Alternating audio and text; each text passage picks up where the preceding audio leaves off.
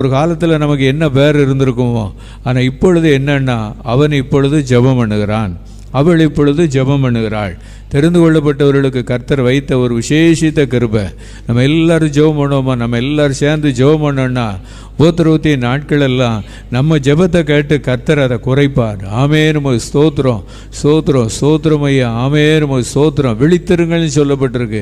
நீங்கள் நினையாத நாளிகையில் கர்த்தர் வருவார், மனுஷகுமாரன் வருவார். அப்போ நம்ம விழித்திருந்து ஜெபிக்கிறவர்களாக ஆண்டவருடைய சமூகத்தில் நிற்பதற்கு, கர்த்தருடைய சமூகத்தில் நிற்பதற்கு கர்த்தர் நம்மளை நல்லா நடத்தணும்.